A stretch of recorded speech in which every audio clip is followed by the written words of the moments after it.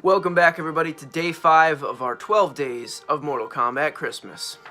In the last few days, we've covered the majority of the 2D games in the series, with the Mythology spin-off being our first transition into Mortal Kombat's 3D evolution.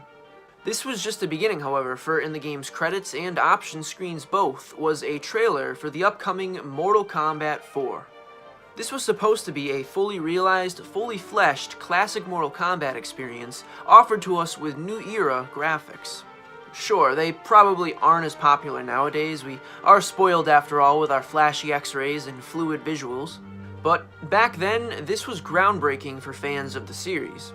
However, with the graphical style being just as new to the developers as it was to the industry in general, it's safe to say that there were probably new concepts and new ideas that were brought to the table that worked for some and not so much for others.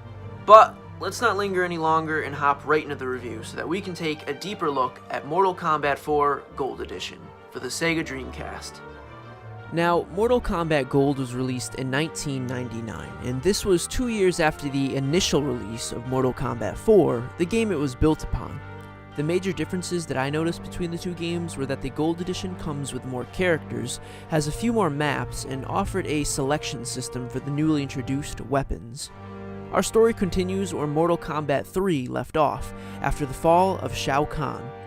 With a temporary lapse in power, Shinnok, who had been trapped in the Netherrealm, now found his opportunity to escape back into the presence of Earthrealm. With his strength returned, a war was waged between Shinnok and the forces of Earth. The game's story plays off some of the lore we learned from Mythology's Sub-Zero. As I understand, the amulet Sub-Zero originally stole for Quan Chi was never actually given to Shinnok and stayed in Quan Chi's possession the entire time, while the one Sub-Zero turned over to Raiden was actually a fake, leaving everyone but Quan Chi himself to believe that the amulet was in good graces. This plays a part in Mortal Kombat 4. As per usual, it's Liu Kang who takes the path of glory if you're looking for the official resolution. However, it would seem there are actually a few outcomes here that play into the canon endings, such as Scorpions. After Shinnok's invasion of Earthrealm, he is defeated by Liu Kang due to not realizing he was not truly at full power because of his fake amulet. From what perspective you choose to experience this story is entirely up to you. Looking at our roster, we see a few classics, though some of them are not visible without entering a code. Newly playable, however, is that of Fujin, Jarek, Kai, Reiko, Quan Chi, Shinnok, Tanya, and Meat. Some of these characters, such as Tanya, would go on to be well loved in the series. Our returning characters include that of Sonya Blade, Jax, Liu Kang, Johnny Cage, Sub-Zero, Raiden, Scorpion, Reptile, and even Goro with a code. The Gold Edition also added in additional fan favorites such as Baraka, Cyrax, Kitana, Kung Lao, Melina, and Sector, some of which, again, are only accessible through a code. So what is there for me to say about this game? Honestly, it's pretty average. Though, having played this directly after Mythologies, it certainly felt a little bit higher than that to me. But in reality, this game is somewhat plain, and that may very well be because this was one of their first transitions into a fully 3D environment. Combat stays true to what we know and love, which is good. High and low punches along with kicks, the ability to block, run, and perform special moves. I'd say the most newly introduced idea is that of character weapons. Nearly every character in the game has access to some variety of melee tool. They can be used for close combat and even thrown at the cost of having to retrieve them. Fighters can pick up one another's weapons and even sometimes interact with props on particular stages that can also be used to harm your opponent. Other than that, the game stays very true to its 2D roots despite introducing 3D graphics. You can sidestep here and there to dodge attacks, but you can't nearly move to the three-dimensional lengths that you can in the games to follow, such as Deadly Alliance. Game modes this time around feature our classic arcade ladder, where I spent most of my time, 2 versus 2 teams, endurance, tournament, and practice. These modes speak for themselves really, and have been featured in previous games as well to a varying degree. It's probably the practice mode that I would make the biggest note of. To my knowledge, this was the first Mortal Kombat game to have a practice mode, and seeing as it displays your input on screen as you press buttons, it's actually quite useful for learning characters. You'll still have to look up your moves if you aren't keen on figuring them out yourself, but it still is really awesome to see that we can now get the hang of our abilities and combos without worrying about getting completely obliterated by the opponent. As per usual, Fatalities make a welcome return, though they are almost cheesy in a fun way. I don't think they're terrible, just clear examples of the earlier attempts at 3D graphics by Midway. It's probably fair to say that I'm also a little bit spoiled with some of the more cinematic fatalities seen in the recent games, but even so, coming from Ultimate Mortal Kombat 3, which has stage finishers, animalities, babalities, friendships, brutalities, and fatalities, you can't really blame me for feeling that the finishing system in this game was a little bit on the weaker side in comparison. I did especially enjoy a few of them, however, such as Scorpion turning into, well, a scorpion, Shinnok's bone-crushing grip, and Liu Kang's Dragon Chomp. The biggest issue is that some of the Gold Edition characters actually seem to borrow fatalities from other characters in the game, and it does weaken their individuality a small bit when it comes to finishing your opponent. The maps in this game are pretty well done, and I did enjoy seeing the variety of environments in 3D, especially so for the returning maps such as the Living Forest and Goro's Lair. Speaking of which, there are 2 stage fatalities in this game, of which can be performed at said lair, or in the prison. As mentioned, I spent most of my game time climbing the arcade ladder, and it's still an extremely fun experience that lets you get a good hands-on challenge with your chosen character. The most notable opponents on the ladder will be Goro and Shinnok, who, as you'd expect, appear at the end of the experience. Goro is not actually as tough as prior games, I felt. Make no mistake, he still pummeled me to death a fair amount of times, but it didn't take me nearly as long to drop the four-armed giant.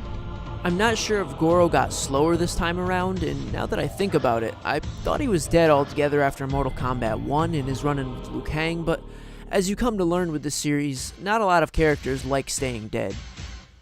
Perhaps after taking in so much Mortal Kombat so soon, I've just gotten the hang of dropping bosses, but I think it's more likely that with this being his first 3D model, the devs were still getting the hang of transforming him into the same fearsome warrior we once knew. Taking on Shinnok is laughably easy, as it always seems to be with the boss and sub-boss combo. I dropped him like the old man he is, and he responded by morphing into some weird spike boy and falling into oblivion.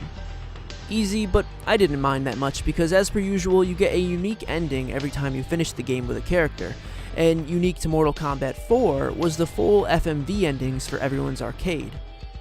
This is easily the most commendable addition by myself because not even in many of today's modern fighting games, including the more recent Mortal Kombat games, do they include full video endings. It's usually just a picture or two accompanied by a narrator and sound effects. I was thoroughly entertained by the scenes I saw, and I really hope they bring this back to some of the newer games to come. Lastly, I'd like to mention some of the secrets found throughout the game. As with past entries, there is a cheat menu that can be accessed with a special input on the title screen if you wish to modify your fighting experience. Other inputs allow you to access hidden characters such as Sector, or the option to pick 1 to 2 alternate costumes for a large variety of characters. Probably the most notable secret I know of is the hidden character meat. Entering Versus mode and selecting the group option will allow you to cycle through the entire roster of characters. After you have successfully won and completed a fight for the entire roster, the next character you choose will spawn in as Meat, the fleshy, bloody humanoid. He will assume the abilities of whatever character you have chosen, so the biggest difference is just cosmetic. Though he does start off as somewhat of a joke character here, he does get a little more backstory come the release of Mortal Kombat Armageddon. One might say he gets a little more fleshed out. But yeah, that's really all there is to Mortal Kombat 4. I'm not sure I would consider it one of the better titles in the series, but it's certainly by no means bad, especially when compared to yesterday's cold horrors. The new graphics were an important step forward for this franchise, and they provided the foundation for some of the beautiful graphics we have in Mortal Kombat games today. I enjoyed some of the new characters on the roster, such as Tanya and Fujin, as well as the new weapon system. It's not perfect, but it was a great introduction to the concept and helped to model character weapons in future renditions of the series. The biggest positive for me was the FMV endings for everyone's arcade ladder. Again, I really hope we see something of this caliber in the future, as it was really enjoyable to watch each unique cutscene. As it stands, I'm gonna have to give this game a 7 out of 10. Get over here! Well done.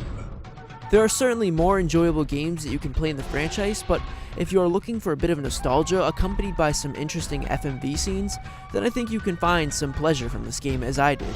Seeing Midway's first step into this three-dimensional realm is a humbling experience, and it can really help you appreciate just how far this series has come. And thus wraps up Day 5 of our 12 days of Mortal Kombat Christmas. This game, while not perfect, was a breath of fresh air when compared to yesterday's review, and I hope you guys enjoyed brushing up on some Mortal Kombat history alongside me. I'm really looking forward to the next few reviews to come, because we're finally getting into the PS2 Xbox era where a lot of the games that got me into the franchise were finally born. However, as always, those games are a topic for another day and another review. Thank you guys very much for watching. If you enjoyed this video, feel free to reflect that in the form of a like or a comment down below, as both are very much appreciated.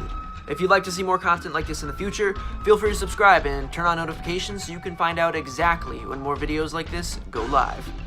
As always, you guys, thank you very much for watching. Perhaps I'll catch you at the next video, and remember, stay safe, stay happy.